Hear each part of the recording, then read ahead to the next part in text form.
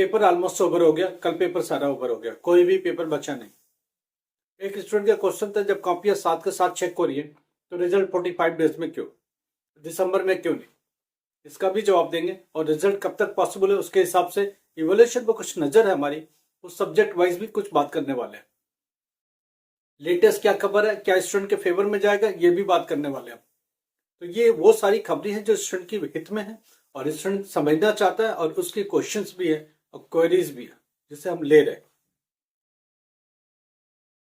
NIS student जो कि अक्टूबर नवंबर में पेपर जिनका चल रहा था, उनका पेपर कल ओवर हो गया। इवोल्यूशन स्पीड पकड़ चुकी है और मैक्सिमम सब्जेक्ट की इवोल्यूशन स्टार्ट होती है। मैं थोड़ा समझा देता हूँ स्टूडेंट को इवोल्यूशन में कितने टाइम लगते हैं और कैसे लगते हैं। जो सब्जेक्ट का पेपर हो गया उसको इवोल्यूशन स्पॉट तक आने में 10 डेज लगते हैं। वो वहां पैक होकर के धीरे धीरे ये पहुंचते रहते हैं ट्रांसपोर्टेशन से। एक पर्टिकुलर जगह पहुंचेंगे जहां उसको इवोल्यूशन होने में, तो ये ट्रांसपोर्टेशन में 3-4 डेज लगता है। उसके बाद वो पड़ा रहता है, उसके पहले की कॉपियां जो होती है सब्जेक्ट वाली, वो ओपन हो चुकी होती है या ओपन होने वाली होती है। तो एक पेपर जो कल पेपर हुआ है, लास्ट पेपर, अब आप समझना जरा, 29, इसका मतलब मंथ एंड में एक पेपर खत्म होता है। वो पेपर 10 डेज लगेगा इवोल्यूशन स्पॉट तक पहुंचने में या ओपन होने में। 5 दिन में पहुंच गया, 3 डेज में पहुंच गया, दूर दराज से आते आते 3-4 दिन हो गए, और जहां इवोल्यूशन के लिए पहुंचना है वहां 1 हफ्ते लगता है। 3 दिन के बाद वो खुलता है, 10 दिन के बाद वो कॉपी एग्जैक्टली एग्जाम के खुलता है। तो जो 29 को एग्जाम हुआ वो 9 दिसंबर तक जाके कॉपियां खुलेगी। अब आओ, एक कॉपी को, एक सब्जेक्ट को चेक करने के लिए 15 दिन लगते हैं, 10 to 15 डेज लगते हैं। वो टीचरों को डिस्ट्रीब्यूट होता है, टीचर आराम से पर डे के हिसाब से चेक करते हैं। कोई सब्जेक्ट जिसमें पार्टिसिपेशन स्टूडेंट का कम है वो 4-5 दिन में फिनिश हो जाते हैं, और जिसमें पार्टिसिपेशन ज्यादा है, जैसे इंग्लिश है, हिंदी है, सब्जेक्ट वाइज जिसमें ज्यादा स्टूडेंट्स है, उसको चेक करने में बहुत टाइम लगते हैं। कम से कम 10 दिन लगे, 4-5 दिन उसके पेपर वर्क में लगते हैं, तो 10 डेज पहुंचने में लगे, 15 डेज इवोल्यूशन में लगे, तो टोटल कितना, 25 डेज।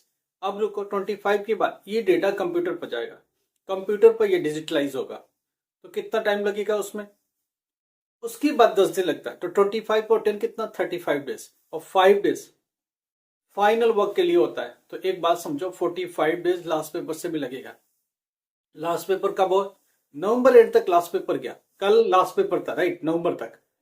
अब हमको पूरा दिसंबर लगेगा कॉपी चेकिंग में, 30 डेज यहां से मिलेगा, 15 डेज और चाहिए जो कि जनवरी में जाके होता है। मैं मान लेता हूँ बोर्ड बहुत तेजी से काम कर रहा है, मैं ये मान लेता हूँ कि बोर्ड बहुत तेजी से काम कर रहा है। बोर्ड इस तेजी में क्या करेगा, जो 45 डेज है उसे 40 डेज कर देगा। तब भी आप नवंबर एंड में पेपर खत्म करते हो, दिसंबर पूरा लगेगा, 10th कम से कम जनवरी लगेगा, तभी जाके रिजल्ट आ पाएगा। उससे पहले रिजल्ट आना पॉसिबल नहीं है। हमने आपको बोला था रिजल्ट आना पॉसिबल नहीं है। एक स्टूडेंट कह रहा है साथ साथ चेक होता है। अरे साथ साथ कब चेक होगी, कल पेपर वो आज चेक होगा? नहीं जी, वो कहाँ पहुंचना है, एक असम में पेपर हो रहा है, एक मणिपुर में पेपर हो रहा है, एक जम्मू कश्मीर में पेपर, वो कॉपियां वहां से चल के आएंगे, एक पर्टिकुलर जोन में जाएगा, जहां जाना वहां तक पहुंचने में ट्रांसपोर्टेशन में 4-5 डेज, ओपन होने में 4-5 डेज, 10 डेज ये लगते ही हैं इवोल्यूशन स्पॉट तक पहुंचने में। उसके बाद ये कॉपियां चेक होती है।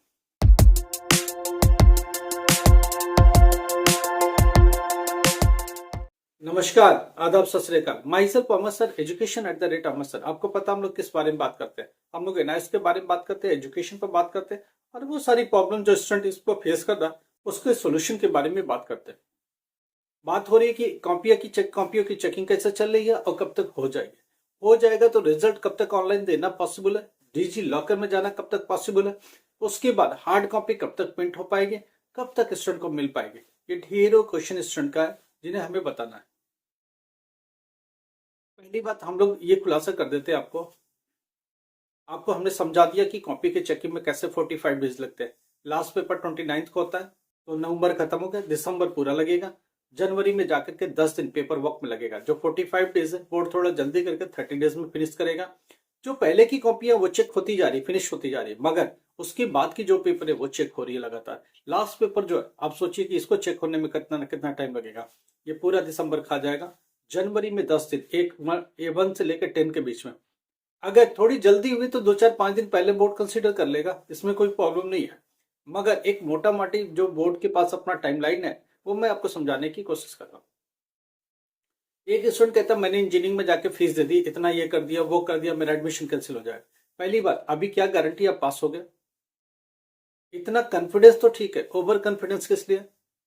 लाखों रुपए फीस आप देके, मैं ऐसे सैकड़ों स्टूडेंट को जानता हूं जिन्होंने इंजीनियरिंग कॉलेज में फीस जमा करी, कुछ टॉप क्लास के इंस्टीट्यूशन में जमा करी, वो सारे फीस डूब गए, उनके एडमिशन भी कैंसिल हो गए। क्यों? पहली बात, जो आप सीबीएसई में फेल हुए, किसी और बोर्ड में फेल हुए, आप आगे एनआईएस में, क्या गारंटी आप पास हो गए? कॉन्फिडेंस ठीक है, ओवर कॉन्फिडेंस नहीं। जब तक आप रिजल्ट ऑनलाइन नहीं देख लो तब तक एडमिशन कहीं भी नहीं लेना, कभी भी नहीं लेना। अगर ले भी रहे हो तो 5-10 रुपए देके रजिस्ट्रेशन कर लिया तो ठीक है। छोटा मोटा एडमिशन है जिसमें बड़ा पैसे का रिस्क नहीं है, वो तो ठीक है। आपने लाखों रुपए ले लिया तो आप बोर्ड पर नहीं ब्लेम कर सकते, वो लेट क्यों कर रहा है, लेट क्यों कर रहा है। बोर्ड का अपना टाइम लाइन है, 10-15 डेज इलेक्शन में चले गए। बोर्ड कभी भी, ये मिड वाला जो एग्जाम होता है वो ऐसे ही होता है, उसकी कोई गारंटेड टाइम नहीं है। 25 दिसंबर को हमेशा रिजल्ट आता है, 25-26 को, मगर इस बार 10-15 डेज ऑलरेडी लेट है, 15 डेज से ज्यादा लेट है, इसलिए बोर्ड भी लेट ही रिजल्ट देगा और वो जनवरी में ही जाएगा। जनवरी 10th के आसपास का ये कहानी है। जैसे जैसे इवोल्यूशन स्पीड पकड़ेगी हम लोग इस पर नजर रखेंगे। जैसे ही खत्म हो जाता है वहां से 5 डेज पेपर वर्क के लिए लगेगा, डिजिटलाइजेशन में लगेगा, रिकॉर्ड को मेंटेन करने में लगेगा, रिजल्ट बनाने में लगेगा, वो हम लोग आपके साथ शेयर करते रहेंगे। तो आप समझ पाएंगे कि रियल सिचुएशन क्या है, कहाँ तक पहुंचे हैं और कब तक ये खत्म होने वाला है। ये सारी बातें आपके साथ लगातार बात होती रहेगी। कुछ बातें 10th क्लास में स्टूडेंट पूछता है हिंदी में बहुत सारा, अगर आप अच्छे से बना के लेके आओ, अच्छे से लेके आओ, सारे क्वेश्चन अटेम्प्ट करके आओ तो बहुत कुछ फायदा मिलेगा, पास भी हो सकते हो। सोशल साइंस में भी इस बार लिबरल है बोर्ड, बहुत ध्यान दे रहा है, सोच रहा है कि सोशल साइंस में बच्चा पिछले साल बहुत फेल हुआ, इस बार अगर आपने ठीक से अटेम्प्ट किया, मैक्सिमम क्वेश्चन अटेम्प्ट किया तो उसका फायदा आपको मिलेगा। कितना मिलेगा टाइम बताएगा, थोड़ा वेट करो। एक बार रॉ रिजल्ट आएगा, फिर कंप्यूटर में जाएगा तो क्या होगा, फिर बोर्ड का सिनेरियो क्या होगा, बोर्ड की मीटिंग में क्या होगा, ये हम लोग आपको बताते रहेंगे, थोड़ा वेट करो। अभी पूरी तरह चेक नहीं है कॉपियां, कॉपी चेक हो जाए, रिजल्ट आने दो, फिर बताएंगे। हम लोग की नजर है इसके ऊपर। फिजिक्स में, केमिस्ट्री में, बायोलॉजी में, इसमें बहुत ज्यादा गुंजाइश नहीं है। अगर आपका 15-16 मार्क्स का सही नहीं है, आप अपने आप को पास नहीं समझना, मैं आपको बता देता हूँ। अगर आपने 10 नंबर का सही किया तो आप बिल्कुल पास नहीं हो गए। अगर आपने 15-16 तक बिल्कुल सही किया, उसके बावजूद 80% तक क्वेश्चन अटेम्प्ट है, तभी आप पास समझना, ऐसे कुछ भी नहीं समझना, क्योंकि साइंस सब्जेक्ट में ज्यादा खींचने की गुंजाइश नहीं होती है। फिजिक्स के बारे में बात हो रही है, केमिस्ट्री के बारे में बात होती है, बायोलॉजी के बारे में बात हो रही है, ज्योग्राफी के बारे में बात हो रही है, इसमें पासिंग मार्क्स कितने चाहिए? 21। 16 मार्क्स का बिल्कुल करेक्ट होना चाहिए, उसके बाद 5 मार्क्स खींचे जा सकते हैं, इससे ज्यादा नहीं हो सकता। कुछ स्टूडेंट ये कह रहे कि मैं तो सारा कराया, सब कुछ भराया, सही बिल्कुल नहीं है, क्या मैं पास होऊंगा? बिल्कुल नहीं पास हो गए। ये बोर्ड मजाक नहीं है कि आप कुछ भी लिख के आएंगे आप पास हो जाएंगे। देखो, लकी हर आदमी नहीं होता, लाखों में एक कोई लकी हो गया, गलती से पास हो गया, तो डजन सेंस की वो सब लक सबके साथ काम करेगा। जो बोलता मैंने कुछ नहीं किया, कुछ स्टूडेंट्स होते हैं स्मार्ट होते हैं, उनको कुछ क्वेश्चंस आते हैं और कुछ सब्जेक्ट ठीक से आते हैं, तो एक आध सब्जेक्ट में लकीली मैक्सिमम अटेम्प्ट करने का फायदा मिला।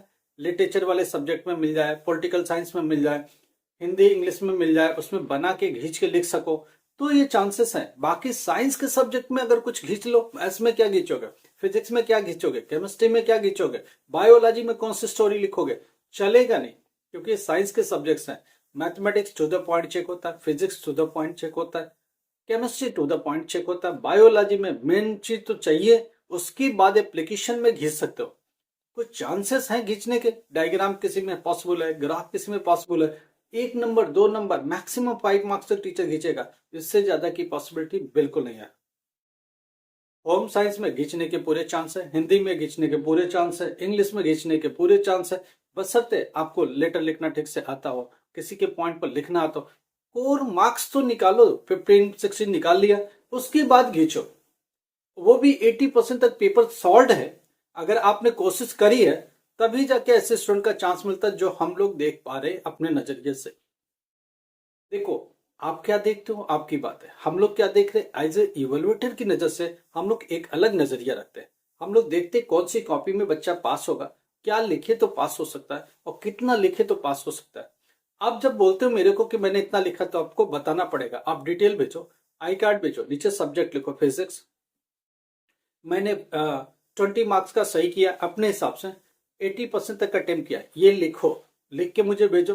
फिर हम लोग इसको एक इवेलुएट करेंगे कि आप जो कह रहे हो उसके हिसाब से क्या पासिंग चांसेस है।